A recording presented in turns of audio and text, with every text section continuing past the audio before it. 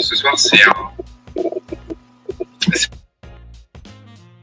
en tout cas, c'est une leçon assez importante vu que c'est une leçon sur le dossier professionnel. On a fait pas mal de vidéos en mathématiques depuis le début de l'année parce que c'était une demande de votre part. Et puis là, aujourd'hui, on va travailler pendant 1 heure sur votre dossier professionnel et sur votre grand oral.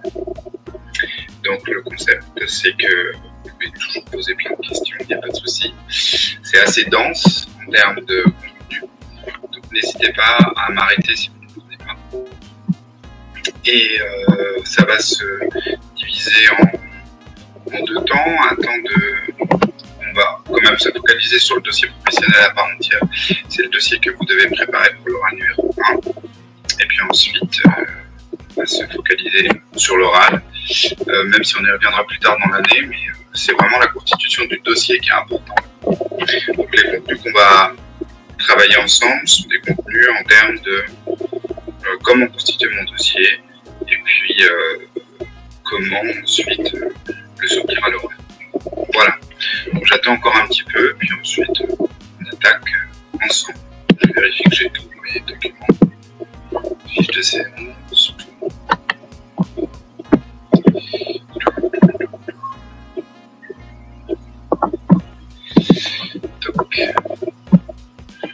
Ok. Alors, eh bien, bienvenue à tous. Du coup, je vais vous présenter le plan de cette formation et l'objectif de cette présentation. Dans un premier temps, vous allez évaluer vos compétences afin de choisir le dossier professionnel qui va vous correspondre. Je vous rappelle qu'on est à l'oral numéro 1, celui qui, pour moi, détermine si le jury est prêt à vous voir devant une classe. C'est ça qu'il faut toujours avoir en tête, c'est que c'est vraiment cet oral-là qui est relativement déterminant. Ensuite, l'objectif de la présentation, c'est qu'est-ce qu'il faut que vous maîtrisiez comme connaissance pour constituer ce dossier, au niveau de la forme, au niveau du fond, et de la gestion du temps, dans votre organisation dans l'année. Ensuite, on va travailler sur la conception d'une séquence d'enseignement à l'école maternelle et élémentaire. Donc on va pas y aller en détail, mais on va quand même donner les fondements de ce que c'est qu'une séquence d'enseignement. Ce qui est capital dans le dossier professionnel, c'est votre deuxième partie. Ensuite, il va y avoir 2 choses sur comprendre et analyser un document pédagogique. C'est-à-dire, en gros, quand on lit un livre pédagogique, comment on fait pour s'en sortir et pour travailler sur quelles notions je récupère de ce document-là. Et enfin, comprendre et analyser les productions d'élèves. C'est-à-dire que si vous avez la chance d'aller en stage, en tout cas, vocation CRPE vous le permet, grâce à une convention de stage, on y reviendra, mais c'est une possibilité. Qu'est-ce qu'on observe dans une classe? Comment on fait pour élaborer une grille d'observation? Et si on a la chance de mettre en place sa séance avec les élèves, qu'est-ce que je fais des traces d'élèves et comment je les analyse? Donc c'est comprendre et analyser du coup les productions des élèves. Ensuite, c'est prendre en compte les enjeux de l'évaluation. On est dans une politique de l'évaluation. Monsieur Blanquer, a institué des évaluations en 6e, en CP, en CE1. On est du coup dans des enjeux qui sont très importants à notre époque et votre dossier professionnel doit comporter ces évaluations. On va expliquer ce que c'est qu'une évaluation, comment la mener et les différents types d'évaluation. Et puis sur la fin, on travaillera sur l'organisation de temps de parole pour présenter son dossier et puis qu'est-ce que ça veut dire répondre aux questions du jury. Parce que le jury, quand il vous pose des questions, il veut que vous lui montriez comment vous êtes capable de progresser dans votre pratique professionnelle à venir et quelles sont les questions qui vous interrogent et qui vous interpellent. Donc du coup, c'est important que vous puissiez vous montrer au jury que vous êtes dans une phase où vous êtes encore un enseignant en devenir et que vous avez des choses sur lesquelles vous êtes sûr, mais que vous avez des choses sur lesquelles vous allez encore travailler. Donc montrer cette perméabilité, on va dire, au conseil et à la manière de fonctionner. Voilà. Donc on attaque. Donc c'est par où commencer et donc du coup c'est comment on choisit son sujet. Première des choses. Alors le sujet est le suivant. La première méthode, c'est d'entrer par le sujet. C'est-à-dire se dire, eh ben voilà, moi j'entre par quelque chose sur lequel je suis proche.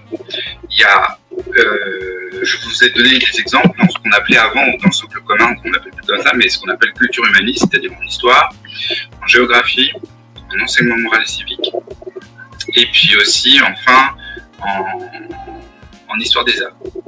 Donc vous avez en haut à gauche la Convention des droits de l'enfant et le refus des discriminations. On est en EMC, en enseignement moral et civique. Ça peut être un thème de dossier. Vous avez à droite la géographie, les paysages du territoire français, l'espace proche, travail à partir des cartes et du TNI. TNI, c'est tableau numérique interactif. Il y en a beaucoup dans les classes maintenant, des TNI. Si un jour vous arrivez dans une classe et qu'il y en a un, vous allez être formé pour l'utiliser. C'est très intéressant. Moi, j'ai plein de PES que je suis pour des TNI. Et donc, on travaille avec ce tableau numérique interactif. En fait, on peut projeter, évidemment, des préparations qu'on a faites. Comme là, je vous présente une préparation. Mais aussi, on peut aller sur Internet et se documenter. En histoire, en bas à droite, vous avez la construction européenne, l'extermination des Juifs et Tziganes durant la Seconde Guerre mondiale, l'année 1789, la traite négrière, la Première Guerre mondiale. Et en bas à gauche, en vert, vous avez Louis XIV et Versailles, on est en histoire des arts. Donc, choisir l'entrée par le sujet, c'est choisir d'abord c'est l'intérêt pour le sujet, c'est fondamental que vous ayez ça. Vous n'allez pas passer une année à travailler sur un dossier. Si ça ne vous intéresse pas, ça paraît peut-être le b.a.-ba ce que je suis en train de vous dire, mais c'est vraiment du bon sens, d'accord? Il faut vraiment travailler sur le bon sens. Ensuite, c'est la lecture des programmes associés, c'est-à-dire que vous devez tout de suite consulter les programmes associés à ces thématiques, rentrer des mots-clés dans les programmes et voir ce qui en sort. Tout ça apparaît dans les programmes. Prendre connaissance de la didactique de la discipline, c'est-à-dire comment c'est enseigné, c'est-à-dire travailler et commencer à lire des articles ou même acheter des livres sur cette discipline, soit EMC, soit histoire, soit géographie, et travailler sur la manière dont c'est enseigné. Et enfin, le lien avec l'actualité, c'est-à-dire, en gros, vous avez pas mal de sujets qui font référence à l'actualité, égalité filles-garçons. En EMC, c'est très flagrant. Et du coup, le jury peut très bien vous poser des questions sur les dernières choses qui sont sorties ou les dernières modifications. Donc, il faut être assez au clair avec ça. Ça, c'est votre première méthode. Entrer par le sujet. Deuxième méthode, vous pouvez entrer par la discipline, c'est-à-dire des disciplines qui vous plaisent. Je les ai classées par modalité de séquence pédagogique possible. Je vous explique. Si vous êtes plutôt art visuel, éducation musicale ou histoire des arts, vous allez devoir attaquer forcément dans un dossier 3 axes fondamentaux, que sont la pratique, c'est-à-dire la pratique artistique, les connaissances, c'est-à-dire qu'est-ce qu'on apprend à l'école, lié à ça, et la rencontre avec les autres. Ces 3 choses-là sont vraiment fondamentales dans le sens où elles sont constitutives de votre dossier. Si vous êtes plutôt dans un dossier sciences, vous allez forcément à un moment donné aborder la démarche d'investigation ou scientifique ou expérimentale, selon je l'appelle. Il faut que vous connaissiez ces phases de la démarche parce que le jury va vous poser des questions dessus. Donc ça, c'est des incontournables. Et enfin, en histoire, géographie ou en enseignement moral civique, il faut que vous ayez toujours en tête par rapport à votre travail de dossier, mais aussi aux questions du jury, que en histoire, on va vous demander le rapport au temps. Le temps historique est très compliqué pour les élèves, surtout si c'est du temps historique éloigné, c'est du temps qu'ils n'ont pas vécu. Ensuite, en géographie, c'est tout ce qui a trait à l'espace, très compliqué aussi pour les élèves. Et enfin, la citoyenneté, par exemple, pour l'enseignement moral et civique. Donc, ce sont des spécificités par discipline sous lesquelles vous devez vous attacher à construire votre séquence pédagogique et même vos fondements scientifiques. Donc on en revient à ce que je vous disais tout à l'heure, c'est la même chose, intérêt, lecture des programmes associés. La seule chose que j'ai mis, c'est prendre connaissance de la didactique, des points communs dans l'enseignement des disciplines. Il y a des points communs entre l'enseignement de l'histoire, de la géographie, l'enseignement moral et civique. Quelles sont-elles dans la didactique? Il faut que vous puissiez les trouver, en tout cas y réfléchir. Ensuite, troisième méthode possible, vous pouvez rentrer par le choix du niveau de classe. C'est-à-dire que vous pouvez vous dire, bah voilà, comment je fais moi si j'ai des maternelles cycle 2, cycle 3, qu'est-ce que je prends? Alors, il y a 3 choix possibles. Premier choix, le choix du sujet impacte le niveau. À savoir, la construction européenne, c'est du cycle 3. L'histoire des arts, c'est enseigné en cycle 3. Donc ça veut dire que concrètement, vous ne proposez pas un dossier en histoire des arts avec des maternelles. Ça n'existe pas, vous êtes hors programme. Et ça, c'est rédhibitoire. il faut que vous ayez une bonne connaissance, c'est quand vous choisissez l'âge du coup, des stades de développement de l'enfant, de Piaget et tout ce qui va jusqu'à la psychologie cognitive, parce que depuis Piaget, il y a plein de choses qui ont lieu, heureusement, et du coup, ils ont relativisé les stades de développement de Piaget, même si ça reste quelque chose d'essentiel dans la construction pédagogique et comment l'enseignant voit l'enfant. Mais il faut connaître les principes fondamentaux de ces choses-là. Donc du coup, ça veut dire que vous vous intéressez, selon l'âge de l'élève, à ce qu'il est capable de faire. 3 ans, 6 ans, 9 ans, 10 ans. Donc tout ça, c'est important. Et enfin, si vous choisissez cycle 1 ou cycle 2 ou cycle 3, il y a des choses qui varient dans votre dossier quand vous allez travailler. La première chose, c'est votre posture en tant qu'enseignant. C'est-à-dire qu'en fait, le jury, quand il va vous poser des questions, il va vous poser des questions sur vous en classe. On imagine que vous êtes le maître ou la maîtresse, votre séquence d'enseignement, vous la menez. Voici ce que les élèves répondent. Donc, il faut être très au clair avec votre posture. On n'a pas la même posture si on est en cycle 1 ou en cycle 3. La place de l'oral et la place de l'écrit, elle n'est pas la même en cycle 1 et en cycle 3. La gestion de l'hétérogénéité, c'est-à-dire comment vous faites pour différencier avec des élèves. Ça aussi, ne différencie pas de la même manière avec des maternelles qu'avec des élèves. La place des familles, c'est-à-dire que quand on touche à des sujets comme l'EMC, on touche à des choses qui ont trait à la famille. Par exemple, sur l'égalité filles-garçons, en sciences, sur si vous faites la reproduction animale, tout ce qui concerne après ces deux programmes, la reproduction humaine,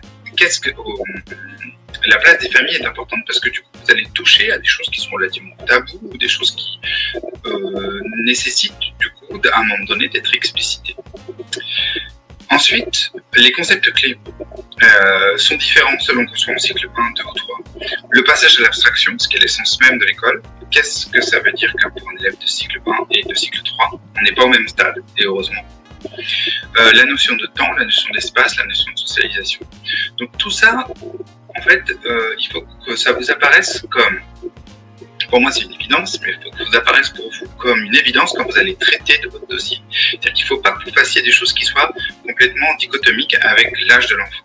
Je vous dis n'importe quoi, mais c'est pas n'importe quoi d'ailleurs, moi je l'ai vu en entretien, comme j'ai fait passer pendant 6 ans les entretiens professionnels, vous aviez des personnes en maternelle qui, sans complexe, faisaient lire les élèves de grande section. Ça pose un souci concrètement quand on est jury, parce qu'on se rend compte, c'est grossier ce que je vous dis là, et vous n'allez pas le faire, j'en suis sûr, mais ce que je veux dire, c'est que du coup, on est confronté à l'idée que cette personne ne réalise même pas qu'il est en train de dire quelque chose qui ne peut pas avoir lieu. On ne peut pas l'envisager en tout cas comme ça. Voilà, ça c'était pour choisir votre sujet. Donc ces 3 entrées sont intéressantes. Il faut que vous puissiez mûrir la chose. Et j'espère qu'au terme de cette vidéo, quand vous allez la visionner ce soir ou la visionner plus tard, vous allez peut-être vous dire, bah, ça y est, moi je veux travailler là-dessus, avec tel sujet, avec tel niveau et avec telle classe. J'ai fini la première partie. Est-ce qu'il y a des questions des personnes qui sont présentes là? Comme ça, moi, je peux y répondre s'il y a déjà des choses à soulever. Ou sinon, je continue parce que là, juste après, on parle du dossier professionnel, c'est-à-dire comment on construit. Voilà.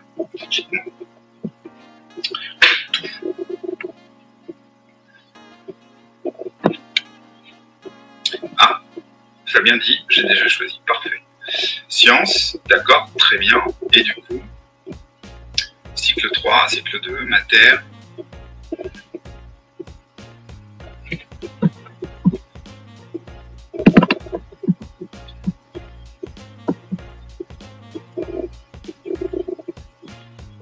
Ok. Pas encore pour moi, Sandrine dit pas encore pour moi. Ok. Donc j'espère que cette vidéo, Sandrine, va t'aider à trouver ta voie et à trouver l'oral que tu as envie de mener. Donc en sciences, c'est déjà bien. Donc après en sciences, c'est très vaste. Des questions sur toutes les sciences ou seulement sur le thème que je choisis. Alors non, vous pouvez avoir des questions à l'oral sur toutes les sciences, sur la science de manière globale. Là, les questions, je vais y revenir à la fin, qui reviennent souvent, ont trait à... D'accord, option musique, les pratiques vocales au cycle 3, parfait. Alors, sache une chose, Balkis, je suis conseiller pédagogique en musique dans mes fonctions. Donc, je peux parfaitement te suivre cette année dans ton dossier pour que tu mettes ça en place. Moi, ça fait 10 ans que je suis conseiller pédagogique. Donc, conseiller pédagogique, ça veut dire en fait conseiller pédagogique spécialisé en musique. Donc, comment travailler la musique avec les enfants. Donc, il n'y aura pas de souci pour ça. Pour en revenir à tes questions, du coup, à ta question, Fabien, qui demande si les questions transversales peuvent être posées. Évidemment, elles peuvent être posées, les questions transversales. Les sciences sont attrées aux maths. Et puis, des questions transversales aussi par rapport au niveau. Petite section, en tout cas maternelle, cycle 2, cycle 3. C'est-à-dire que le jury élargit. Mais en général, quand le jury élargit, c'est bon signe. Ça veut dire qu'il n'a pas à revenir sur la séquence qu'il a entendue, qu'il a pu percevoir pendant tout l'entretien. Lorsqu'on en est à dire, voilà, on est en cycle 3, imaginons qu'on aille en maternelle, ça veut dire que le candidat a répondu à nos questions de manière, en tout cas, satisfaisante pour nous, en tant que jury. C'est en ça que ça doit vous rassurer à un moment donné si vous tombez sur des choses plus transversales, mais ils peuvent y aller. Il y a une chose sur laquelle, c'est sûr, Fabien, il faut que tu travailles la démarche scientifique. Ça tombe à tous les coups, pratiquement au niveau des questions, en termes de... On se pose une question, on émet des hypothèses, ces hypothèses, on fait un protocole expérimental, on les valide. Alors, il y a des parties de la science qui s'y prêtent, voilà. Il y a des parties de la science qui s'y prêtent, il y a des parties de la science qui ne s'y prêtent pas. Si tu travailles, par exemple, la Lune, c'est-à-dire en gros les quartiers de la Lune et le fait qu'on voit toujours la même face de la Lune et que selon du coup, le mois, la Lune on est pleine Lune, on ne voit plus la Lune, etc. Je ne trouve plus les termes exacts. Il n'y a pas de protocole expérimental à mettre en place là-dessus, on est bien d'accord. Mais n'empêche que ça peut sortir au terme d'une discussion. Parce que c'est des choses sur lesquelles on vous demande d'être clair. Ça s'appelle la didactique de la discipline et du coup, on vous demande d'être clair avec celle-ci. Ok, parfait. Donc, eh bien voilà, on va se lancer sur le dossier du coup professionnel, comment vous allez le constituer et par quoi vous allez commencer. Quand on a notre sujet, etc. Donc, comment lire et encore lire, parce que en fait, il y a toute une première partie qui va être essentiellement pour vous de lire des on va dire des articles, des choses sur Internet, mais aussi des livres qui ont trait du coup à la discipline et à la manière dont elle fonctionne. Alors la première étape, c'est ce que j'avais dit dans didactique et pédagogie en mathématiques, et c'est valable pour tout.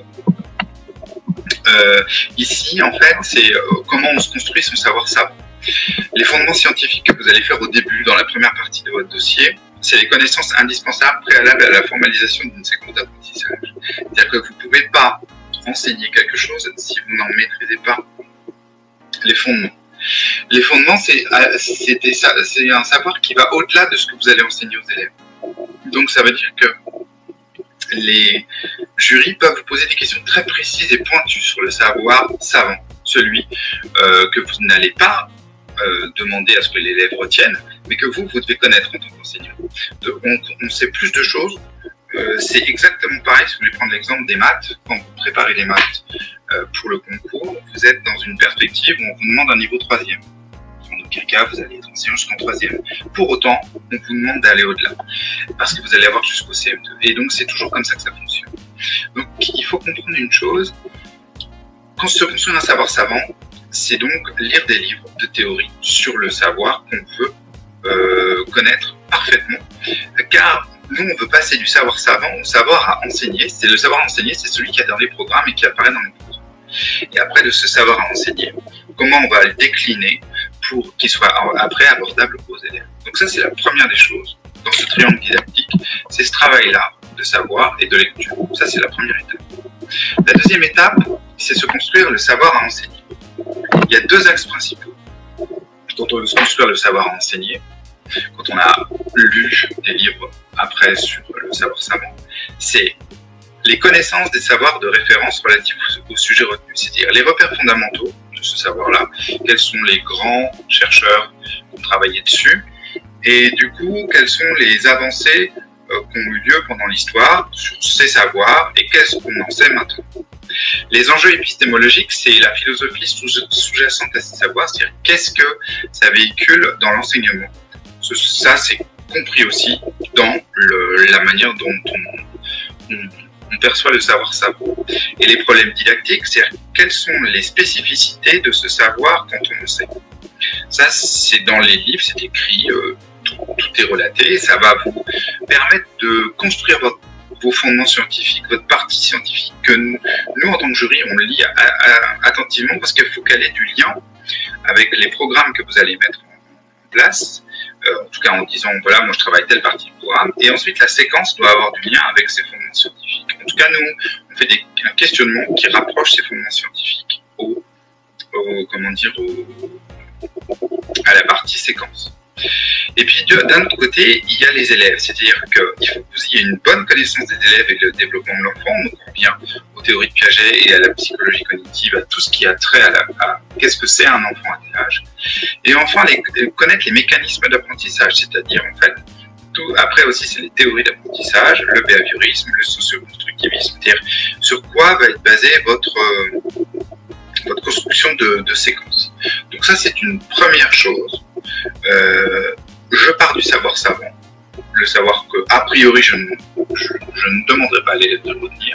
Je le décline à savoir à enseigner. Je sais plus de choses parce que le savoir enseigner, c'est je lis les programmes, voilà où je suis. Et après, je connais ce que sont capables de faire les élèves selon leur âge. Et je suis capable ensuite de reconnaître comment construire une séquence à partir de ça. Voilà. Donc ça, c'est les premiers fondements. Donc, on en est maintenant à concevoir une séquence d'enseignement. J'ai les savoirs savants, je sais où je suis dans les programmes. Comment je construis ma séquence? La première des choses, c'est qu'il faut déterminer des objectifs. Alors, qu'est-ce que c'est des objectifs? Il y a 3 points dans un objectif. D'abord, ils doivent être observables, ces objectifs. C'est-à-dire qu'on peut les évaluer. En fait, j'ai dit qui parce que c'est les élèves. C'est-à-dire que c'est les élèves qu'on va observer en train de travailler en apprentissage. Et donc, on est capable, nous, d'évaluer si l'élève est en échec, s'il est en réussite, si il a quelques difficultés, mais qu'il a partiellement compris. C'est ça, des objectifs observables. C'est-à-dire qu'il faut que ça nous serve pour la partie du programme qu'on est en train de travailler. C'est très basique ce que je vais vous dire, mais c'est les fondements même de comment on fait une séquence. Dans cet objectif, il y a aussi l'idée qu'ils doivent être réalisables par l'enfant. C'est-à-dire qu'il faut lui définir les critères de réussite. C'est-à-dire qu'est-ce qu'on lui dit pour lui dire, voilà, pour réussir la séance, tu devras arriver à faire ça, ça, ça. Donc on décline le quoi, c'est-à-dire la tâche. Qu'est-ce qu'il aura fait? C'est-à-dire, en gros, comment peut-il réaliser cet objectif-là? Et enfin, le troisième objectif, c'est qu'ils doivent être cadrés par des critères d'organisation, c'est le comment. C'est-à-dire, est-ce qu'ils vont travailler en groupe de 2, en individuel ou pas? Sur quel type de feuille ils vont travailler? Est-ce que vous allez prendre un petit groupe à part et puis le reste de la classe va travailler seul en autonomie pendant un temps? Les critères d'organisation, ils sont tout aussi importants parce que du coup, c'est des objectifs aussi de réussite que de pouvoir organiser sa classe d'une certaine manière. Donc, un objectif, c'est toujours ces 3 choses-là en un, pour être sûr que la réussite de la séance puisse avoir lieu. Donc, c'est comment on aménage les conditions de la réussite de l'apprentissage. Ce que j'avais dit dans l'autre vidéo, mais je préfère le répéter, parce que je pense que c'est important. Quand on est au triangle didactique ici, pardon, excusez-moi. Quand on est au triangle didactique ici, le rapport entre le savoir et l'élève, c'est ce qu'on appelle l'apprentissage. L'apprentissage, il est propre à chaque élève. Il avance à son rythme. Cet apprentissage, on va dire qu'il n'y a que lui qui en détient les clés. Ça lui appartient, l'apprentissage à l'élève. Nous, on n'est pas là. Nous, on est ici. On est enseigné. On fait du savoir savant, on essaie de faire du savoir enseigné. Là, on est ici, entre enseignant et élève. Nous, on crée de la pédagogie, on fait de la pédagogie. Mais nous, ce que j'aime dire, c'est qu'on crée les conditions pour qu'il y ait apprentissage. C'est ça qu'il faut avoir en tête. Et donc, du coup, ici, là, ce lien-là entre l'élève et le savoir, c'est un lien qui lui est propre, qui est complètement personnel. Donc, c'est ça que je veux dire quand on travaille ici, comment aménager les conditions de la réussite de l'apprentissage. C'est que les objectifs, ils doivent être raccord avec l'âge de l'élève, avec ce qu'il sait faire ou pas faire, et il doit être raccord avec les programmes, c'est-à-dire que concevoir une séquence d'enseignement, c'est prendre tout ça en compte. Donc, la première des choses, quand on construit cette séquence, c'est de se dire où je suis dans les programmes et les objectifs que je détermine, ils doivent répondre à ces trois axes-là, à ces trois questions, le qui, le quoi et le comment. Et puis, il y a une chose qui est fondamentale, c'est qu'on ne fait pas classe contre les élèves, ou avec nous d'un côté et les élèves de l'autre. On fait classe avec eux. Et la chose qu'on doit toujours voir dans une séquence d'enseignement, en tout cas pour moi, quand on crée son dossier et qu'on commence à le construire, c'est quelle est notre entrée? Qu'est-ce qui fait qu'à un moment donné, on implique l'apprenant dans une démarche d'apprentissage? Qu'est-ce qui fait que lui, il adhère au projet auquel on est en train de lui proposer? Parce que la question fondamentale, c'est comment un projet d'enseignant devient un projet d'élève. À la base, c'est pas le sien. Donc, comment je fais pour lui amener une réponse comment dire, à son implication? Comment je fais pour lui donner envie? Il y a 4 choses qui sont fondamentales, mais qui sont en général acquises pour les premières que je vous ai données. D'abord, c'est sécuriser les apprentissages. Qu'est-ce que j'entends par sécuriser? C'est-à-dire qu'il faut dire à l'enfant, à l'élève, anticiper les choses, lui dire, écoute, voilà ce sur quoi on va travailler. Voilà comment on va travailler. C'est-à-dire qu'on lui décrit non pas l'intégralité de tout ce qu'il devra faire, mais on le pose dans une situation où il peut se projeter dans la séance. Et sécuriser les apprentissages, c'est tout simplement ça. C'est lui dire, voilà comment ça va se passer. Un élève qui anticipe est un élève dont le cadre et la sécurité est posé. Et c'est fondamental quand on va apprendre. On a besoin de cette sécurité-là. Ensuite, apprendre la notion de groupe. C'est-à-dire qu'on a un groupe classe. On va aller du point A au point B, on va y aller ensemble. D'abord, vous allez travailler en individuel, puis tout le groupe classe va travailler ensemble, puis des fois, vous allez travailler par groupe de 4. Cette notion de groupe, elle est fondamentale dès la petite section. C'est-à-dire que, d'ailleurs, je dirais même que c'est le seul objectif de la petite section. Enfin, non, c'est pas l'un des seuls, mais c'est un des essentiels. C'est comment je fais pour fédérer l'élève, l'enfant, dans qu'est-ce que ça veut dire être élève. En gros, c'est comment je passe de enfant à élève. Et passer de enfant à élève, c'est d'appartenir à un groupe et de travailler ensemble. Donc, la première des choses, quand on implique l'apprenant, c'est qu'on anticipe et qu'on le met dans un groupe et on implique tout le monde et on dit voilà, on est tous dans le même bain et on va y aller ensemble. Ensuite, une chose qui est très importante, c'est qu'on valorise et on reconnaît ses savoirs. Un élève n'arrive jamais vierge au début d'une séance. Et du coup, il faut montrer comment on peut valoriser ce savoir et comment ce savoir va nous servir. Parce que souvent, moi, ce que je vois dans les PES que je suis, c'est qu'ils apprennent de manière assez schématique comment construire une séquence d'apprentissage où posent des choses, mais ça reste artificiel, ils ne s'en servent pas. On leur a dit qu'il fallait le faire à l'ESP, etc., mais ils ne s'en servent pas dans leur pratique même. Valoriser et reconnaître un élève, c'est lui montrer qu'il a toute sa place à prendre dans les apprentissages qui vont venir. Et c'est vraiment quelque chose d'essentiel. Et enfin, mettre en adéquation attentes et objectifs, c'est-à-dire montrer que ce qu'on appelle la zone proximale de développement, là où on veut que l'élève commence à aller plus loin que ce qu'il sait déjà, c'est ça apprendre. Apprendre, ce n'est pas refaire, en tout cas à un moment donné, ce qu'on sait déjà faire, c'est qu'il faut aller au-delà de ce qu'on sait faire. Donc, donner envie à l'élève, c'est lui mettre des attentes de réussite, d'objectifs, et que ça colle avec nos objectifs de séquence. Voilà. Donc, ça, c'est le début quand on conçoit une séquence d'enseignement. Donc, c'est comment je construis ma globalité dans ma séquence. Ensuite, vous avez, et j'ai mis là exprès, ce qu'on appelle la taxonomie de Bloom. Alors, qu'est-ce que ça veut dire la taxonomie? C'est qu'en fait, Bloom, il a créé une classification des tâches, et cette classification des tâches n'engendre pas la même méthodologie d'apprentissage. Quand vous concevez une séquence d'enseignement, pour faire simple, vous ne la construisez pas pareil.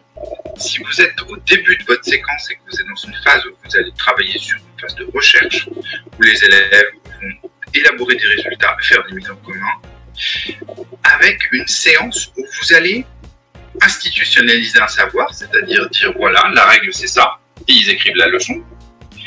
Et c'est pas pareil qu'une séance de réinvestissement où l'élève va faire des exercices pour renforcer ses connaissances. On n'est pas au même moment dans la séquence. Et bien, ne pas être au même moment dans la séquence implique qu'on n'utilise pas les mêmes méthodes d'apprentissage. Regardez ce qu'il propose.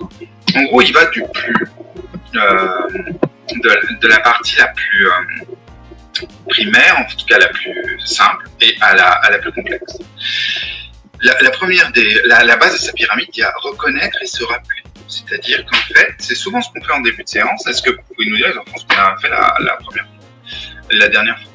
Ou si c'est une première séance, dire qu'est-ce que vous savez de ça on dit c'est de l'évaluation de diagnostic, on y reviendra, mais en gros c'est voilà, reconnaître, se rappeler. Ça ne demande pas quelque chose en termes de méthode d'apprentissage, ça ne demande pas une séance qui soit une séance de recherche, puis de mise en commun, c'est juste une séance d'oral simple, 10 minutes, on se rappelle et on met en place les choses. Ensuite, il y a un peu plus complexe, comprendre, c'est-à-dire on commence à travailler le lien avec l'information qu'on a et on commence à l'utiliser dans le cadre de sa démarche personnelle pour voir si ça fonctionne. Comprendre et ensuite appliquer, parce qu'à partir du moment où on a compris, il faut s'entraîner à pouvoir le faire plusieurs fois et à appliquer cette règle. On mobilise des connaissances et des stratégies dans une situation du coup que l'on connaît déjà. Ensuite, ce qui est plus compliqué, c'est analyser. C'est par exemple, c'est prendre toutes ces connaissances-là et par exemple en faire une synthèse, c'est-à-dire essayer de voir ce qu'on peut dégager de saillant. Ça, c'est beaucoup plus complexe. En général, on ne va pas jusque-là à l'école élémentaire, on peut, mais ça nécessite analyser des choses implicites qui vont au-delà des connaissances mêmes. Il faut avoir un éventail plus grand que les connaissances qu'on a. Ensuite, on a évalué, c'est-à-dire on a des critères de réussite et on peut évaluer sans avoir analysé. C'est-à-dire que souvent à l'école élémentaire, on évalue et qu'on n'a pas analysé. On évalue ce qu'on a appliqué, les connaissances qu'on a comprises, acquises, et c'est avec le temps, ensuite on évalue ces connaissances-là. Et au bout du compte, c'est créer, c'est-à-dire quand on a intégré les choses, on peut soi-même produire et du coup créer. Alors, à droite, j'ai posé la chose suivante, c'est quelle méthode pédagogique pour quel objectif? C'est en gros, ça veut dire mettre en œuvre une progression pédagogique adaptée en tenant compte du niveau d'exigence de l'objectif. Si l'objectif est un objectif à court terme très simple, on met en place une pratique pédagogique très simple, ça peut être un oral de 10 minutes, très simple. Si on va dire l'objectif pédagogique, c'est de remettre en cause les conceptions de l'élève. On voit souvent ça lorsqu'on lui propose des situations problèmes où il doit du coup lui être confronté à quelque chose qu'il n'a pas rencontré et doit élaborer lui-même sa propre stratégie, sa méthode. Du coup là, on est dans des niveaux d'objectifs qui sont plus élevés et ça demande une méthode pédagogique plus complexe avec des séances qui sont divisées en phases, on y reviendra, qui sont beaucoup plus construites que la simple séance d'objectifs avec cette idée toujours d'adapter du coup sa progression pédagogique avec l'objectif donné. Mettre en place une méthode pédagogique appropriée en organisant les conditions matérielles nécessaires à la mise en œuvre des différentes tâches proposées, posture, temps et espace. Donc, pour vous dire, pour faire les choses un peu plus simple, parce que ça peut paraître un petit peu compliqué de prime abord, ce que je peux entendre, parce que moi je pratique ça depuis longtemps, mais après je peux comprendre que ce soit compliqué. C'est l'idée que quand vous allez construire votre séquence pour votre dossier professionnel, ces séquences ne vont pas se ressembler dans la forme. Il y a une suite de séances qui vont se dérouler en général. Souvent, je le dirai après, mais il ne faut pas dépasser 6 séances. Vous commencez à dire qu'il y a 10 séances dans votre séquence, c'est assez long. 6 séances, entre 5 et 7 séances, c'est bien. Et à l'intérieur de ces séances qui vont se dérouler, qui vont durer, ça dépend du niveau, hein, parce que si on est en maternelle, la séance ça peut durer 20 minutes, mais si on est en cycle 3, la séance peut durer 45 minutes. Elles ne vont pas avoir le même objectif, ces séances-là. C'est ça que ça veut dire la taxonomie de Bloom. C'est-à-dire que vous n'allez pas mettre les mêmes objectifs dans une séance de réinvestissement que dans une séance de découverte, que dans une séance de consolidation, comme on dit au milieu, ou que dans une séance d'évaluation. Donc on est d'accord pour... Ça veut dire ça en fait la taxonomie de Bloom, c'est donc selon où est-ce qu'on est dans notre séquence, on n'y met pas les mêmes objectifs en termes de progression. Voilà. Donc ensuite, concevoir une séquence d'enseignement, la synthèse c'est quoi? C'est ce que je vous disais à l'instant, ne pas dépasser 6 séances, évaluation comprise, pour le dossier ça suffit, surtout qu'on va vous demander, c'est écrit en 2, de proposer une description générale de la séquence et de ses étapes avec la description plus détaillée d'une ou 2 séances. C'est-à-dire qu'on va du coup vous demander d'élaborer votre séquence et de faire une focale sur 1 ou 2 séances. Ce que je vous encourage à faire, vous pouvez choisir la séance que vous voulez dedans, mais faire, on va dire, un détail de la séance de réinvestissement, par exemple, des savoirs, c'est pas très intéressant. C'est vrai que décrire la séance numéro 1, c'est-à-dire comment vous allez travailler l'accroche, comme je vous disais tout à l'heure, c'est-à-dire comment on implique les élèves dans la séance, dans le projet qu'on constitue, c'est vraiment intéressant. Donc ça, il faut que vous l'ayez en tête. On va vous le demander dans le dossier. Pour ce faire, il faut que vous identifiez les objectifs, on en a un peu parlé, parce que c'était qu'un objectif. Pour chaque séance, vous avez un objectif global de séquence, et par séance, vous avez ce qu'on appelle des sous-objectifs. À chaque fois, vous voulez atteindre les contenus, qu'est-ce que vous voulez aborder en termes de contenu, les dispositifs, c'est-à-dire qu'est-ce que vous mettez en place pour que la séance ait lieu, les obstacles didactiques, quelles sont les difficultés qu'ils pourraient rencontrer, les élèves, mais aussi qu'est-ce que ça implique chez vous quand vous allez l'enseigner, les stratégies d'étayage, c'est-à-dire quand vous allez travailler avec des élèves, il y a un moment, vous allez avoir besoin de réexpliciter la consigne, d'étayer les choses, ça veut dire de les repréciser pour les relancer. Les stratégies d'étayage, on y reviendra, mais c'est une forme de différenciation. La différenciation, ça veut dire qu'on adapte notre enseignement. Ces stratégies d'étayage, elles permettent du coup de relancer une séance qui, par exemple, n'est pas perçue complètement par les élèves au début, du coup elle semble trop difficile, du coup ils n'arrivent pas à rentrer dans l'activité. Donc ce qu'on conseille en général aux PES qui débutent, c'est quand ils sentent que les 3/4 de la classe, entre guillemets, sont à la rue, c'est-à-dire ne perçoivent pas les enjeux de la séance, d'arrêter et de proposer une réexplication avec plus d'étayage, c'est-à-dire plus d'explications détaillées. Mais un étayage, ça peut être fait aussi auprès d'un élève qui ne part pas, qui n'y arrive pas, et du coup, on va essayer de comprendre auprès de lui qu'est-ce qui fait qu'il n'arrive pas à y aller. Puis enfin, identifier les modalités d'entraînement, comment je vais donc réinvestir, m'entraîner, et les modalités d'évaluation. N'oubliez pas les évaluations dans votre dossier, c'est vraiment important. Différencier son enseignement en fonction des rythmes d'apprentissage et des besoins de chacun. Alors la différenciation, ça va vous être demandé au concours, c'est sûr. C'est des choses qui sont essentielles dans le sens où il faut comprendre une chose. Quand vous avez un niveau simple, ce que j'entends par niveau simple, c'est, je sais pas, un CE2, un CM1, une moyenne section. À l'intérieur de ce niveau 5, vous avez au moins 3 niveaux. On ne peut plus imaginer un enseignement où on donne la même chose à tout le monde en même temps. Ça n'existe plus. Au départ, on le fait en début d'année parce qu'on ne les connaît pas encore, les élèves, et dès qu'on commence à les connaître, on différencie. À un moment donné, dans l'entretien, les formateurs devant vous, les inspecteurs et inspectrices, vont percevoir des choses sur lesquelles les élèves pourraient faire des erreurs. Ils vont se dire que ça peut ne pas fonctionner comme ça. Du coup, ils vont vous demander comment vous allez faire pour différencier si un tel n'arrive pas à rentrer dans cette activité.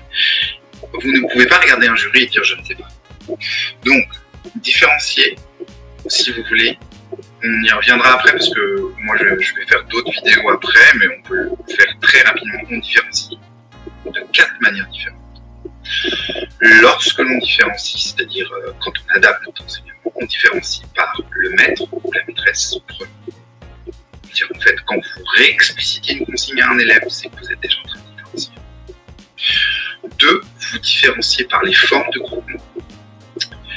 Les faire travailler par 2, par 4, seul, ce n'est pas la même chose. On différencie lorsque on propose à des élèves d'être des élèves ressources dans la classe et d'aller aider l'autre.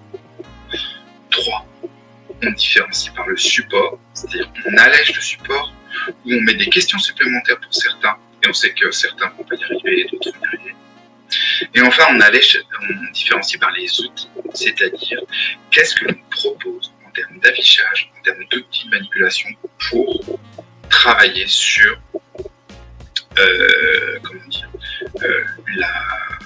la tâche. Donc, c'est ces 4 manières de différencier, on y reviendra, je détaillerai, mais là c'est pas le propos de détailler. Mais concevoir une séquence d'enseignement, c'est ça. Ensuite, on sélectionne des approches didactiques appropriées au développement des compétences visées. C'est-à-dire qu'on aborde une discipline en fonction de la didactique qui est appropriée à cette discipline. C'est les livres qui vont vous apprendre ça. Vous allez lire, ce sont des chercheurs qui ont déjà fait tout le travail. Il suffit donc d'aller chercher les informations pour voir la didactique la plus appropriée en fonction des compétences. Et favoriser l'intégration des compétences transversales, c'est comme le proposait Fabien tout à l'heure, on peut aller vous chercher sur ce que ça développe dans d'autres disciplines. C'est très courant à la maternelle. Si vous décidez de vous lancer en maternelle, c'est parfait. Le langage est central en maternelle. Vous avez beau travailler sur découverte du monde, vous allez travailler sur, je sais pas moi, un élevage d'escargots. Moi j'ai vu beaucoup de dossiers là-dessus. Je sais pas pourquoi des fois il y a des modes chaque année. On voit beaucoup de dossiers sur différentes choses. On va aller vous chercher sur le langage, on va aller vous chercher sur les compétences qui sont des compétences de socialisation, parce qu'en maternelle, on est sur ces compétences transversales-là, on n'est pas disciplinaire. Donc il faut toujours avoir ça en tête. À un moment donné dans sa séquence, sur quoi ça ouvre, tout simplement. Alors, du coup, ce que je vous propose là, c'est pas de faire une petite pause, c'est tout simplement d'aller voir ce à quoi peut ressembler une fiche de séance. C'est-à-dire une séance, c'est une séquence, c'est un ensemble de séances. Donc, du coup, à quoi que représente une fiche de séance de préparation. Donc là, j'ai un exemple, j'en ai plein d'exemples différents. Ce que je dis souvent au PES que je suis, parce que je leur demande des séances préparées, écrites, et qu'ils me proposent la fiche, c'est que je leur propose plusieurs modèles vierges et ils s'approprient la fiche de séance qu'ils préfèrent. Moi, ce que je vous propose là, c'est de vous montrer une fiche de séance qui est pour moi très complète et de vous montrer comment elle est fichue si vous n'en avez jamais vu des fiches de séance. Je vais vous mettre ça en plein écran pour que vous puissiez bien la voir. Voilà comment c'est fait. En haut, vous avez la place de la séance dans la séquence. C'est-à-dire, est-ce que c'est ma deuxième séance dans une séquence qui comporte 6 séances? Est-ce que c'est ma troisième séance? On n'est pas pareil. Le type de la séance, c'est par exemple une séance de recherche, une séance de consolidation, une séance de réinvestissement. Et les préacquis des élèves, c'est-à-dire qu'est-ce que eux savent déjà quand ils rentrent dans la séance. Quelles sont les connaissances qu'ils ont.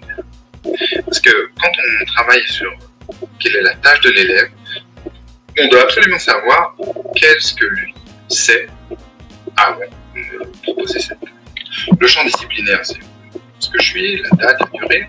La compétence visée dans la séance, c'est qu'est-ce que je vais travailler. C'est pas forcément une compétence des programmes, mais c'est une compétence une sous-compétence des programmes. Alors, vous allez me dire quelle est la différence entre objectif et compétence. C'est relativement simple. En général, objectif, on est du côté du maître, et compétence, on est du côté de l'élève. Sauf que souvent, les objectifs, du coup, on dit qu'on est du côté du maître, les objectifs sont souvent des objectifs que l'on veut pour nos élèves. Donc, c'est-à-dire qu'on ne va pas commencer à faire une bataille sémantique sur compétences objectifs. Objectifs et compétences, c'est qu'est-ce que je veux que mes élèves aient appris à la fin de ma séance. Qu'est-ce que je veux qu'ils retiennent. C'est ça. Le matériel à droite, c'est ce sur quoi, de quoi j'ai besoin. Donc voilà comment c'est fait. Vous avez une colonne à gauche sur le temps. Vous avez vu la minute, c'est-à-dire en fait vous avez on time ce qu'on pense que ça va durer. En général, ça dure plus longtemps. C'est très important au début de mettre le temps, même si on se trompe complètement. C'est ce que je dis au PS que je suis, c'est pas grave. L'idée, c'est que ça nous donne quand même une indication de la durée, parce que une séance ne doit pas durer plus de 45 minutes en cycle 3. Une heure, c'est énorme. Faites attention à vos temps de séance. Si vous commencez à arriver avec un dossier où vos séances durent 1h30, 1h15, le jury va tiquer et va dire mais comment vous arrivez à garder l'attention de l'élève pendant 1h15, 1h30. Donc du coup, soyez vigilants sur le temps de séance et du coup le temps des phases. Phase de lancement, c'est les phases de consigne. Les critères de réussite annoncés aux élèves, tu auras réussi ton travail ici, etc. La phase de recherche, c'est la phase où ils travaillent seuls. Donc on est sur la phase déroulement, phase de confrontation, mise en commun, et la phase de synthèse et la phase d'entraînement. Vous voyez, ce sont des choses assez standards en termes de phase à l'intérieur d'une séance. Et ce que je trouve intéressant, c'est la différence entre deux colonnes, tâche de l'enseignant, tâche de l'élève. Voilà. Pourquoi il faut différencier? La tâche de l'enseignant, c'est à un moment donné, là, vous allez mettre la consigne que vous allez donner de manière juste petite consigne. Et qu'est-ce que vous allez faire pendant la phase de recherche, par exemple? Vous pouvez écrire là, dans cette phase-là, que vous allez vous promener. En tout cas, vous allez pas promener, parce qu'on ne se promène pas dans une classe. On va du coup aller de table en table et on va noter les procédures qui sortent. Voilà, c'est ça la tâche de l'enseignant. Pendant que la tâche de l'élève, lui, travaille en groupe, si vous avez essayé de faire un travail de groupe, pour élaborer des procédures. Donc c'est intéressant de voir que fait l'enseignant, que fait l'élève, et ensuite l'organisation en mode et les formes orales, individuelles, groupe collectif, c'est-à-dire quel type de groupement et en quel mode je suis, est-ce que je suis en oral ou en écrit. Il y a ensuite, à partir de ça, à la fin, la mise en place de différenciation, c'est-à-dire que on peut se dire que pendant cette séance vont émerger des procédures qui ne seront pas justes. Du coup, suite à ce bilan, on peut travailler sur la manière dont on va accompagner les élèves à la séance d'après pour leur permettre de les guider dans leur apprentissage. Et donc on peut lister ici les types de difficultés rencontrées, les types de remédiation proposées, et en fonction de la séance qu'on a proposée. Donc je vous rappelle que cette fiche est une fiche très complète. D'abord, elle a deux choses, elle n'a pas le souci d'être exhaustive, elle est juste là pour vous donner une indication sur ce que peut comporter une fiche de séance de préparation, mais c'est peut-être pour que vous puissiez voir à quoi ça peut ressembler, tout simplement. Voilà. Donc, on est là, maintenant, retour ici, toc, voilà, et on concevoir une séquence d'enseignement synthèse. Alors, je fais un deuxième stop, et vous pouvez, si vous voulez, me poser des questions sur ce que vous avez entendu, ce qui est relativement dense. Sachez que après cours, vous reverrez cette vidéo, vous pouvez faire des pauses, vous pouvez prendre des notes, le PowerPoint vous allez la voir, enfin, tout ça. Ce sont des choses qui, si vous ne les avez jamais rencontrées, vont vous demander du temps d'assimilation, c'est normal.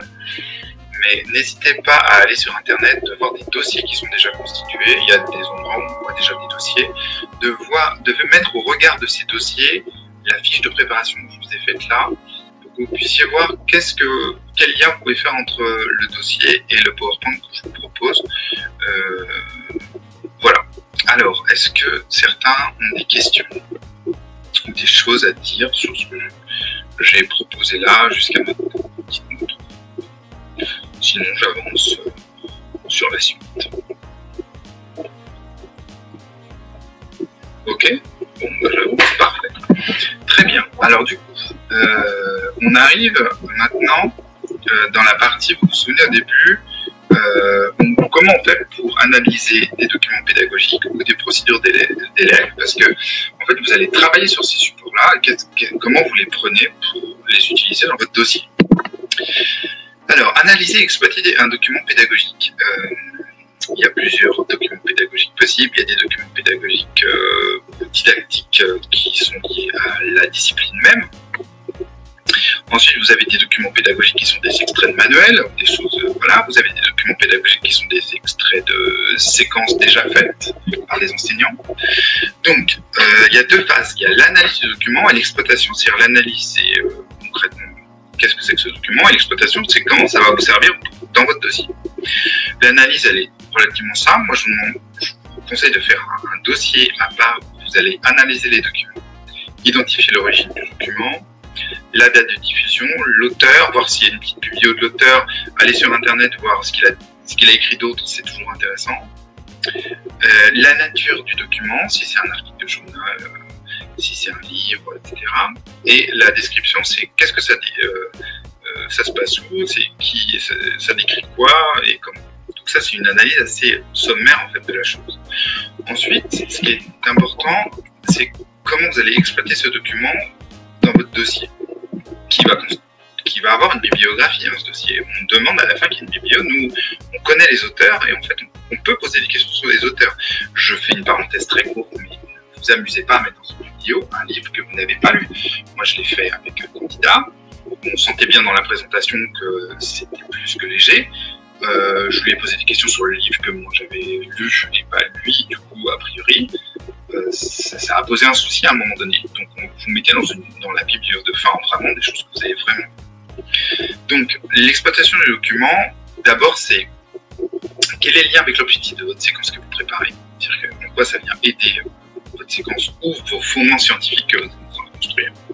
Est-ce qu'il peut être utilisé tout en partie ou pas du tout par les élèves? C'est-à-dire que soit c'est un document pédagogique que vous n'allez pas retravailler parce qu'il est très bien fait et du coup vous allez le poser direct dans votre séquence, c'est ça que j'utilise, vous pouvez même le mettre en annexe, soit vous en n'utilisez qu'une partie parce que il y a une partie qui est intéressante et le reste pour votre séquence, ou pas du tout, parce que soit c'est pas du tout abordable pour les élèves, mais ça vient vous donner des informations complémentaires sur vos fondements scientifiques qui vous paraissent intéressants, mais donc ça n'apparaît pas en tant que tel dans la séquence, mais ça vient vous nourrir vous. Quel type d'activités vont en découler? C'est-à-dire que du coup, le document, si c'est un texte, par exemple, comment vous allez l'utiliser dans une séquence pédagogique?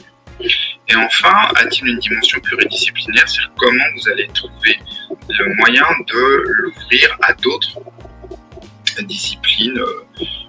Voilà, donc ce document, il faut que vous ayez toujours en tête une chose quand on va lire votre séquence et votre dossier. En tout cas, nous, les jurys, on les lit attentivement. Il faut que vous puissiez justifier de pourquoi vous avez choisi ce document. On peut, nous, en tant que jury, ne pas être forcément d'accord avec ce choix. Parce qu'on va argumenter. On le fait rarement parce qu'en général, c'est déstabilisant. Il faut vraiment comprendre que le candidat est à l'aise.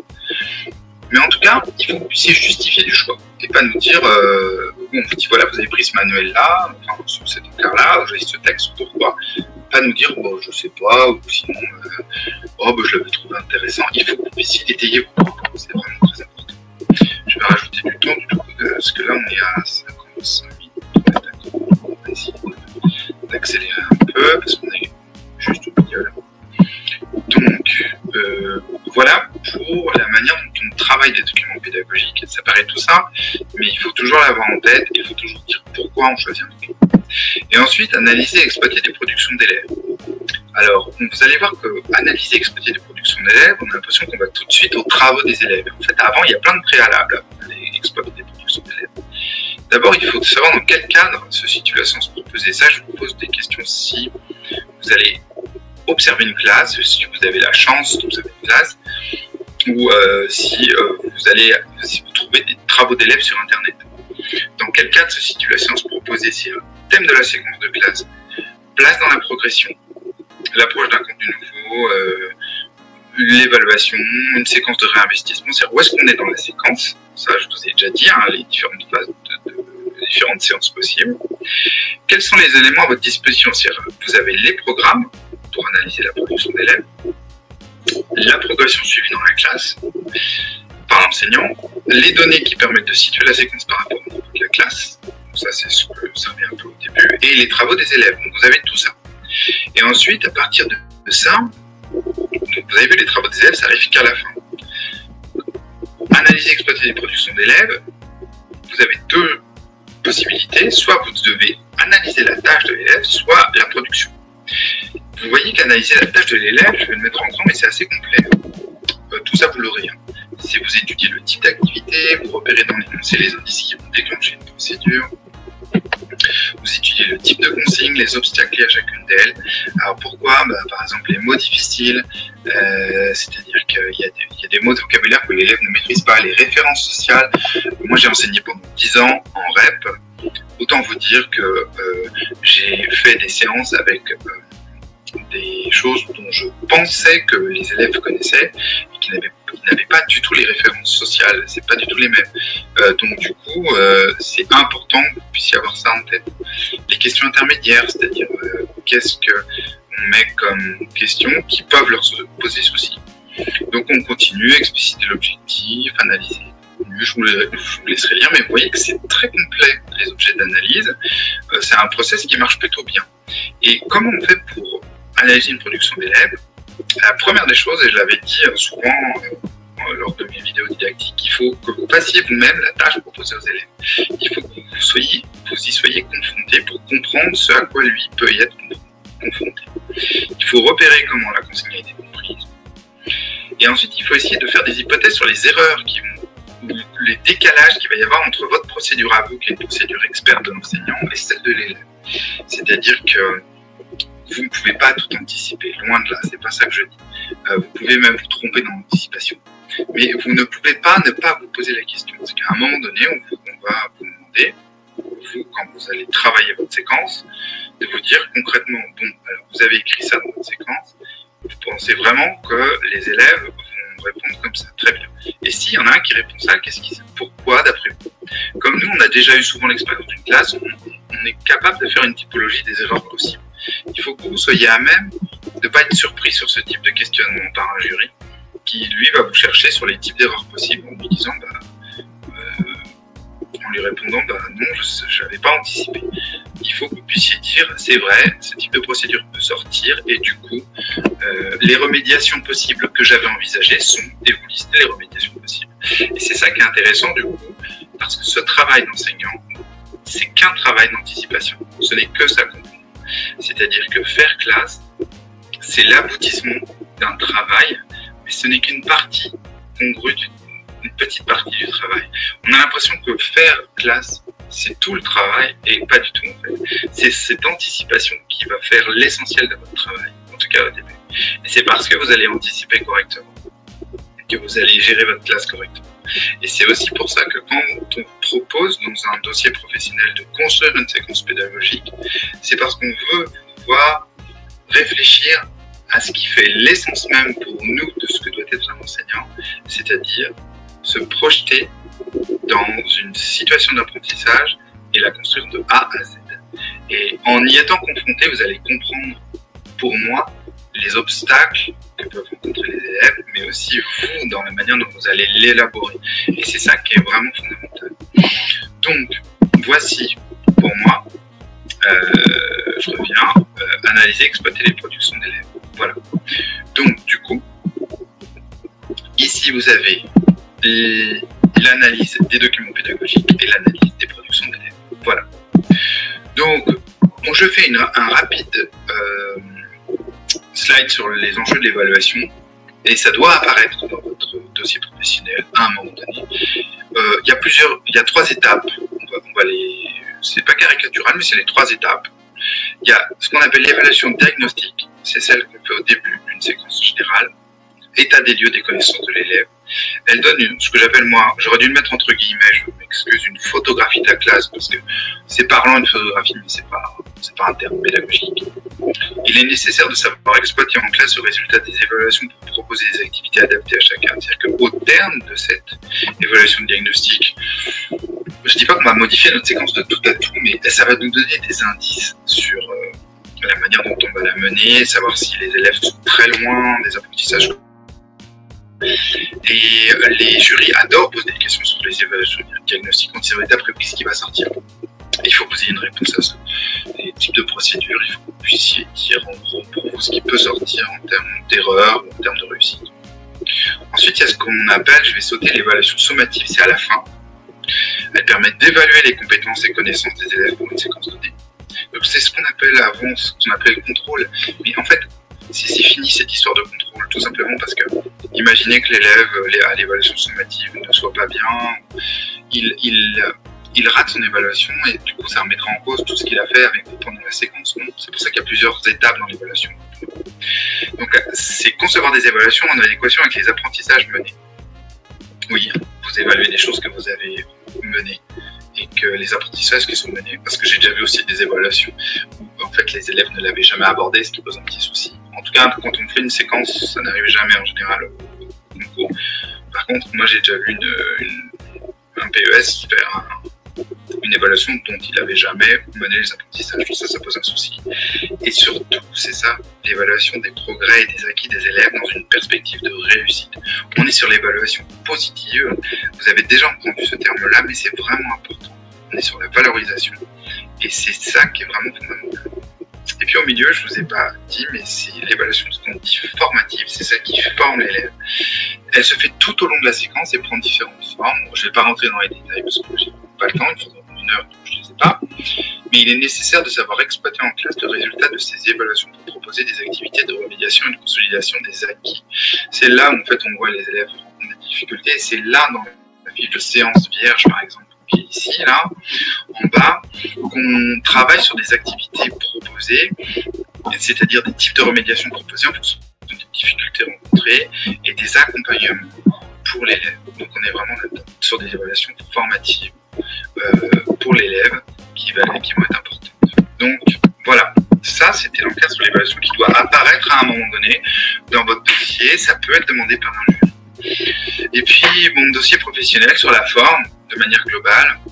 Alors ça fait 10 pages environ, j'ai mis 3 petits points parce qu'en fait selon les académies, on n'est pas sur les mêmes critères, donc je vous demanderai de regarder dans l'académie dans laquelle passe le concours. Moi sur l'académie de Versailles, 10 pages c'est tout compris, c'est-à-dire du début à la fin.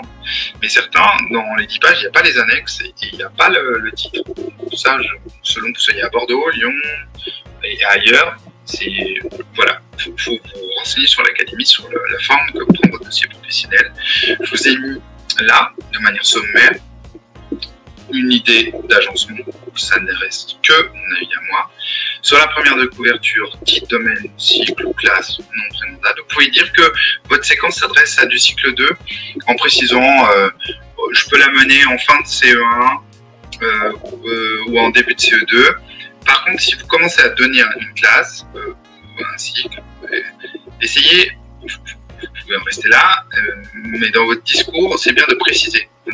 Dans la séquence, par exemple, d'enseignement pédagogique, j'aime bien les personnes qui disent, voilà, moi je pense que je l'amènerai en CE2, en période 2.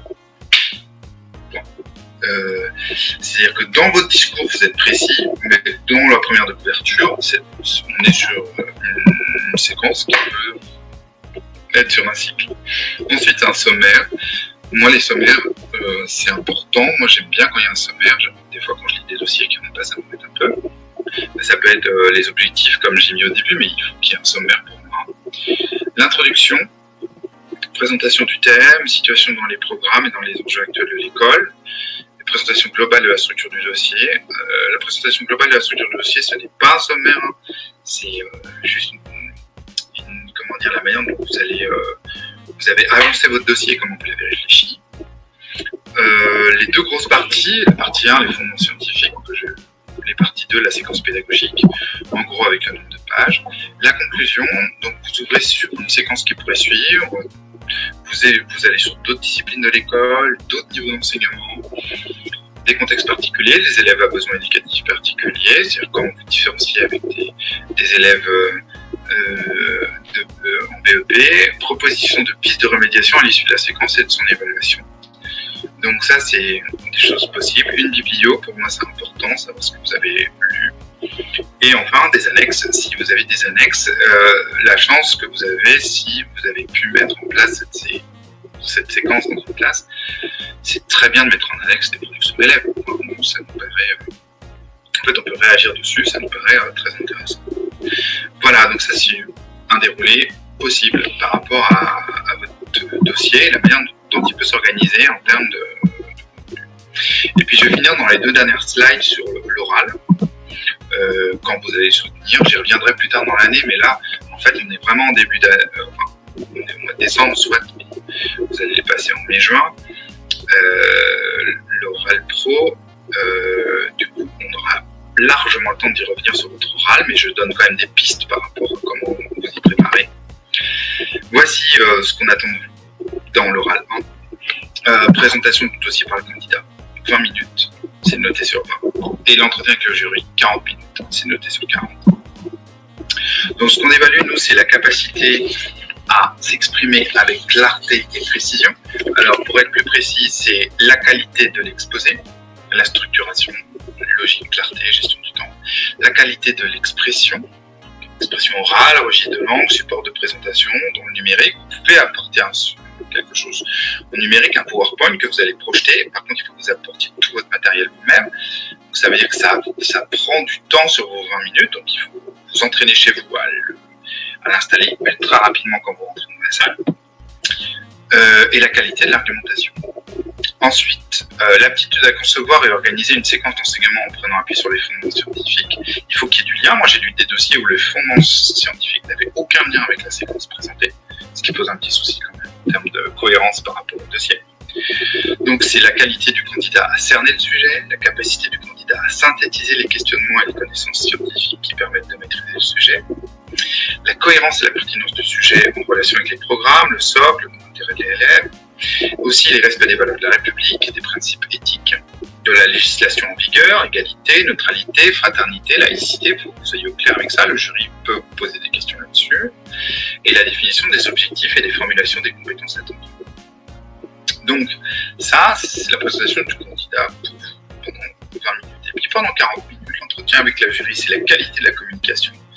On regarde le jury dans les yeux, on répond aux questions avec enthousiasme, entre guillemets enthousiasme, j'entends, mais du coup on ne montre pas au jury que ouais mais ça je l'ai déjà dit lorsque j'ai dit les 20 minutes, pourquoi il me demande de répéter? Bah s'il me demande de répéter, c'est que quand on pose des questions, c'est qu'on veut arriver à un certain point, donc il faut jouer le jeu, voilà, on rentre en communication, on est dans ce débat-là.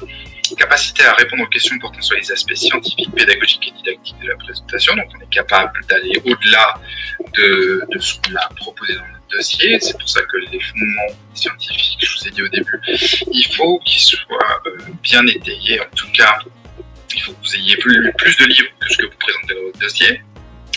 Vous pouvez avoir des jurys qui sont très au clair avec ça. Sachez que sur l'Académie de Versailles, par exemple, on est plus spécialisé. Mais par exemple, moi je suis spécialisé en musique, donc j'irai peut-être plus loin maintenant dans des questions en musique. Donc il faut s'y attendre. Capacité à approfondir et à élargir les aspects scientifiques, capacité à approfondir et élargir les aspects pédagogiques et didactiques, et enfin, capacité de connaissance des élèves et des mécanismes d'apprentissage. On en revient à ce qu'on disait par rapport à la séquence d'apprentissage. Donc, vous voyez, tout ça, ce sont ce qu'on attend d'un candidat à l'oral numéro 1. Et à la fin, je me suis amusé à mettre par discipline, j'ai pris voilà, les questions qu'on peut poser. Par exemple, Exemple de questions par discipline lors de l'entretien. Art visuel, quel type de rencontres peuvent effectuer les élèves dans le domaine artistique? Ça peut être des rencontres avec des œuvres, c'est-à-dire aller au musée, mais ça peut être aussi des rencontres avec des artistes, ça peut être des rencontres avec des structures culturelles, donc c'est ça qu'on attend d'un candidat. Histoire des arts, peut-on amorcer l'histoire des arts en maternelle en cycle 2? Bah oui, parce que concrètement, l'histoire des arts, elle est en cycle 3 dans les programmes. Donc on peut aller chercher un candidat sur l'idée que... Et est-ce qu'on fait l'histoire des arts en maternelle? Donc la question, ce n'est pas de dire... la réponse, ce n'est pas de dire, bah non, au jury, parce que c'est pas écrit dans les programmes, donc ça n'existe pas. C'est de nuancer ses propos. C'est-à-dire, vous avez raison, ce n'est pas écrit dans les programmes, cependant, on ne peut pas attendre le cycle 3 pour commencer à travailler ce qu'on peut appeler une fréquentation des œuvres d'art et de rentrer dans les détails. Il faut toujours manier le oui, mais ou le je vous ai compris et je vais plus loin. C'est vraiment important. En sciences, je vous ai mis différents types de questions comme ça, vous voyez en quoi l'enseignement des sciences participe-t-elle d'après vous à la formation des élèves et futurs citoyens. Donc ça veut être, là on est dans la transversalité, c'est-à-dire en quoi en sciences on fait l'enseignement moral et civique, en quoi on forme le futur citoyen de demain. Ça, ce sont des vraies questions qu'on peut vous poser, donc il ne reste pas stricto sensu sur les sciences. L'éducation musicale, je me suis amusé à dire pourquoi chanter en classe. C'est vrai quoi. Pourquoi ça sert de chanter? Après tout, donc c'est ça qui est, pour, je pense à toi sur c'est Balki, je crois, sur les pratiques vocales du cycle 3. Ça, c'est une question qui peut sortir au jury, c'est très clair. Hein. Enseignement moral et civique, j'ai fait exprès de mettre ça, citer les symboles de la République. Ce serait très très très dommage de ne pas pouvoir répondre à cette question-là en tant que futur enseignant qui est censé respecter les lois de la République, neutralité et connaître la charte de la laïcité aussi, c'est très important. Donc toutes ces choses-là sont, voilà, il faut connaître les symboles de la République. C'est forcément, on devient des fonctionnaires de l'État et on a un rôle par rapport à ça. Les arts visuels, bah, j'en ai mis deux, disons. Quel type de rencontres peuvent effectuer les élèves dans le domaine artistique, voilà. Et puis enfin, souvent, dans la dernière partie à la 35e ou 37e minute de l'entretien, on pose une question ouverte, qui est souvent proposée à la fin de l'entretien, qui permet en fait de faire conclure le candidat sur une chose qu'il n'aurait pas abordée, qu'il voulait aborder avec nous. Donc c'est bien que vous vous y prépariez à ça. Parce que nous, on a vu beaucoup de candidats pris de court devant nous en disant « Ah, je ne pensais pas qu'on allait me poser ». Donc sachez qu'il y a beaucoup de jurys qui le font. Donc n'hésitez pas ça fait toujours bien de préparer et de finir sur cette note-là. Si vous pensez que l'oral vous étiez limite, finir sur cette petite réponse-là, sur quelque chose d'ouvert que vous avez préparé, c'est toujours bien. Voilà. Donc dans cette préparation et dans cette vidéo, j'ai tenté de vous poser les bases de ce que peut être un dossier professionnel à construire pour l'oral 1. Hein. C'est pas l'autre oral, hein, c'est ce APSA.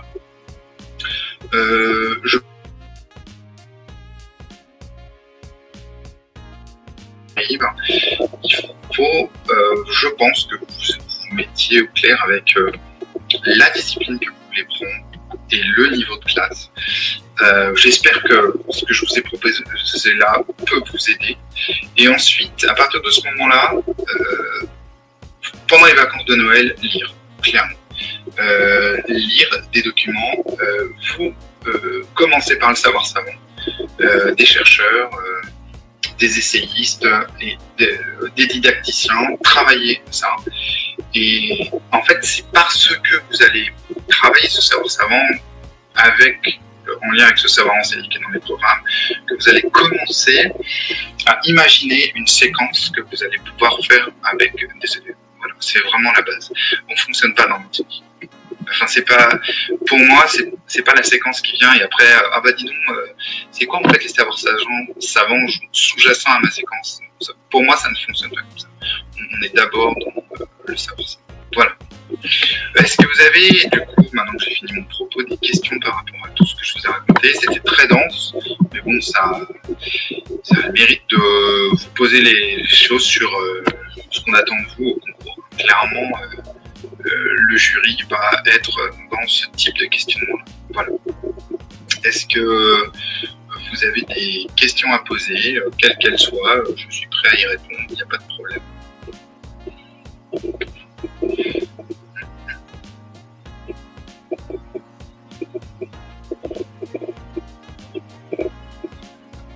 Alors, n'hésitez pas à prendre du temps pour poser vos questions parce que comme on est sur un chat, parfois les questions peuvent être un peu difficiles à comprendre parce que on est dans la perspective de comment dire, de quelque chose d'assez dense. C'est pas comme une réponse en maths. Moi, quand je fais des remises à niveau en maths, je demande le résultat de cette fraction, on me la met et puis voilà, c'est fini. Est-ce que vous auriez un exemple de question ouverte que l'on peut avoir à la fin de l'oral? Eh bien, un exemple de question ouverte, Fabien, c'est ce que je t'ai dit tout à l'heure, c'est que là, à l'instant, c'est on donne la parole au candidat. Donc, en gros, la question ouverte, c'est une question du genre, c'est poser une question ouverte pour permettre au candidat de s'exprimer et d'apporter d'autres éléments qui n'auraient pas été abordés. Donc, en fait, au terme d'un entretien, on peut toujours se sentir frustré de ne pas avoir dit quelque chose. Ou que le jury nous a emmenés sur une piste de questionnement et nous, on voulait quand même insister sur quelque chose. Du coup, la conclusion nous permet de cette question ouverte en disant qu'est-ce que vous avez envie de dire pour conclure. En gros, c'est ça la question. C'est pas sur un thème précis, c'est pas un truc transdisciplinaire en disant qu'est-ce que vous feriez en maternelle. Non, on est sur vraiment qu'est-ce que vous voulez rajouter, que vous pensez essentiel à votre dossier. C'est ce type de question. C'est pas plus, c'est plus qu'ouverte, c'est très très ouvert. On laisse vraiment la parole.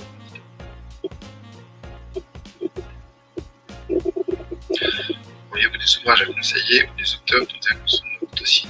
Alors oui, selon les disciplines, j'en ai. Donc en éducation musicale, j'en ai. En tant que formateur en musique. Alors moi, j'ai vos coordonnées dans la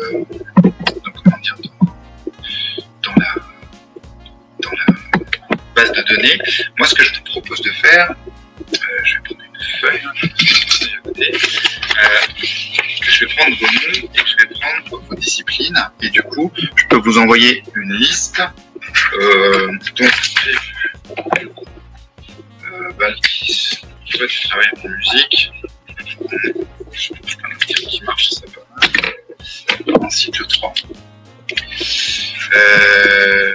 Donc, cycle 3, les pratiques vocales. D'accord. C'est très vaste, hein, les pratiques vocales, cycle 3.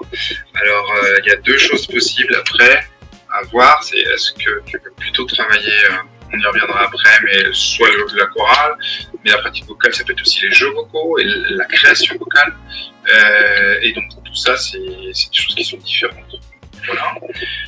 Pratique vocale, cycle 3, Balkis. Ok. Fabien, en sciences, tu avais dit sciences, et du coup, quel type, tu vois le niveau ou pas? Sciences.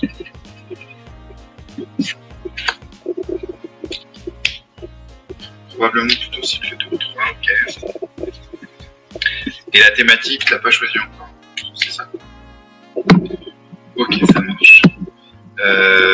Alors, pour moi, ce que je te conseille, Fabien, c'est aller sur le site de la MAP, hein, la main à la pâte. La main à la pâte, c'est vraiment le site de référence qu'on voit dans beaucoup de dossiers sur l'enseignement des sciences à l'école. Ça a été créé par Charpak à l'époque et c'est vraiment, en tout cas, une référence. Rien que ça peut te donner des idées pour préciser ton sujet. Ça s'appelle LAMAP, L-A-M-A-P.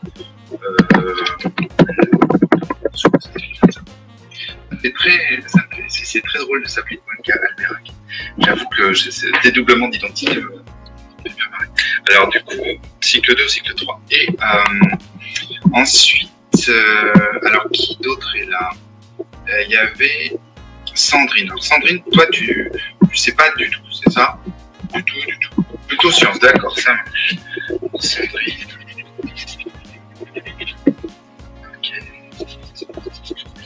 Les sciences, c'est une valeur sûre, hein, c'est assez vaste. c'est bien. Science, pas encore choisi le sujet. Ok, d'accord. Donc science et science. Ok, ça marche. Très bien. Et il y a Marie-Estelle aussi qui est présente, mais Marie-Estelle ne chatte pas. Alors, si tu veux bien me dire ce que toi tu voudrais faire, pas du tout Marie-Estelle. Et puis sinon, bah, on va en rester là. Moi, je vais essayer d'envoyer ça.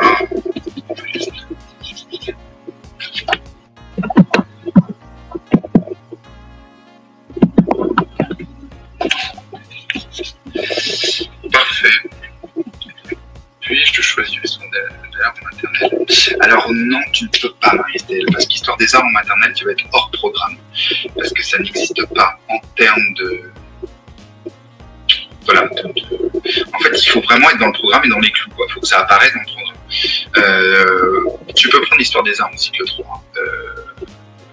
Là-dessus, moi, je peux t'aider. Si tu veux prendre de la matière, tu peux.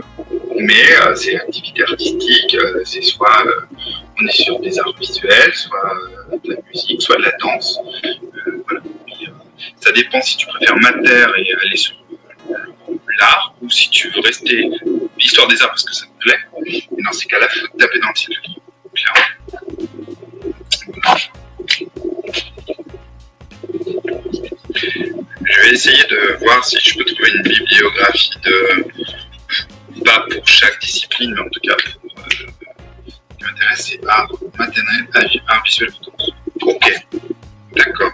Alors dans ces cas-là, il faut prendre une thématique autour des arts visuels en maternelle, sur la création d'un projet, et du coup d'être vraiment dans les arts visuels. Alors il y a une chose qui est intéressante dans les arts visuels, en tout cas dans ce qui arrive dans la didactique des arts visuels, c'est tout ce qui concerne la problématisation pour les élèves. Alors on retrouve ça plutôt en cycle 3, et il y a alors pour te donner des idées de ce qui peut se faire en cycle 3, mais c'est toujours bien, même si c'est en matière, ce qui va se passer pour toi, c'est toujours bien de voir le processus. Tu as une très bonne vidéo sur le site d'EduSchool en art visuel avec un maître qui met en place un travail il travaille sur la notion de intérieur-extérieur, et du coup il travaille sur cette notion-là, et tu as l'intégralité de la séquence filmée. Et l'air de rien, c'est hyper riche parce que tu as le rapport aux œuvres, tu as la manière. Alors évidemment, cette chose-là, après, il faut l'adapter aux matières. Il ne faut pas la faire avec des matières, mais ce que je veux dire, c'est que ça donne une idée quand on ne sait pas trop ce que ça peut donner.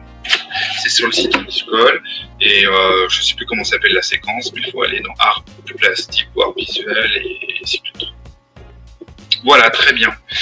Et bien en tout cas, merci beaucoup à vous pour votre attention. Je vous souhaite à tous une bonne soirée. Revisionnez ça au calme et posé. C'était dense. Et je vous dis à bientôt. Allez, juste une histoire de ma éolienne.